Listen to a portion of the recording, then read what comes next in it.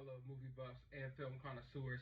It's your self-proclaimed cinema shogun here, welcoming you to the channel where we slice and dice through your favorite movies and TV shows with a well-edged samurai sword. Now, this morning, a teaser trailer for Stranger Things Season 4 dropped. And right away, I was just excited about the fact that we're getting anything coming from Stranger Things Season 4. It seems like we've been waiting forever for Season 4. And right off the bat, I can tell you that Stranger Things is one of my favorite TV shows of all time. But I got to admit, this teaser didn't really do anything for me. It didn't really get me that hype. I know for a lot of people, it raised a lot of questions, and they're all digging into it, trying to find what little hidden messages are there, and it just didn't do that for me. It basically shows Papa walking into a room with a bunch of kids who I guess are gifted like 11. And I just gotta admit, when it comes to Stranger Things, my favorite parts of the show are the coming of age story. When you get to sit with the kids, or even when you get to sit with Hopper and see how he progresses and his storyline progresses. When it goes too sci-fi, and I know it's weird because it's a sci-fi type of show, but when it goes too deep into the sci-fi lore, I don't really care that much. And I gotta be honest, I've watched a lot of these TV shows. I've watched Lost. I'm just used to, when it comes to a lot of these science fiction projects, not really caring at the end. You know, when the big reveal comes and everything's explained to you, it just, I never really get any fulfillment out of most of these movies and TV shows.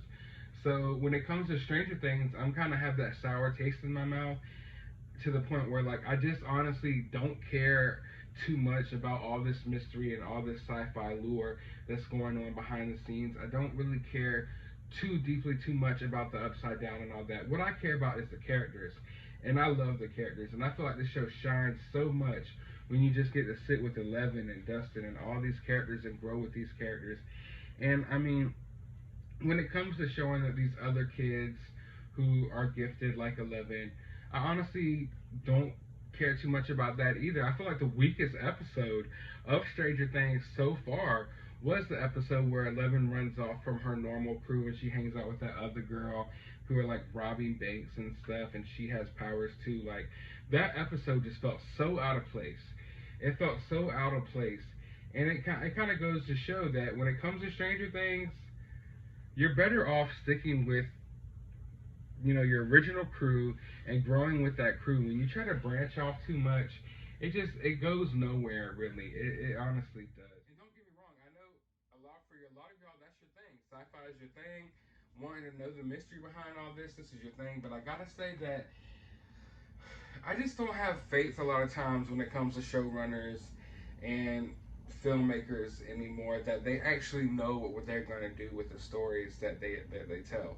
Because I mean, nowadays you can't just make a movie or a show and allow it to be that. It has to branch out to be so many, so many more things. Like, if you make a movie, you have to go ahead and write it so there's 2 or 3 sequels behind it. You have to go ahead and make a franchise or try. So that's why a lot of movies these days, they miss like the charm of the old school movies, because movies are more worried about what's going to happen in the sequel than making a good movie. And I feel like in some parts that maybe Stranger Things is going to go there, where instead of worrying about making a good show and being what this show is about and sticking true to what made everyone love the show, that you're going to go too deep into the sci-fi realm and trying to over-explain things.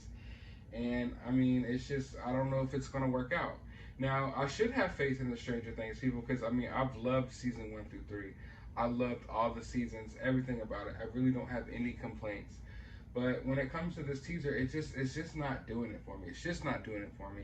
The last teaser was a little bit better when we saw that Hopper was still alive in Russia. That was cool. But I'm ready to see a teaser with the kids. I'm ready to see the kids, what the show is all about. None of us watched this show for Demogorgons. We watched this show for Dustin. Show us Dustin. Show us 11. So does the teaser trailer do its job? I guess you could say so. I mean, it doesn't get me any more hype or less hype for this show, but it does, it comes along to let you know, like, hey, I know you've been thinking about other things. There's a lot of Marvel movies, there's a lot of DC news, but Stranger Things is still here, and it's coming.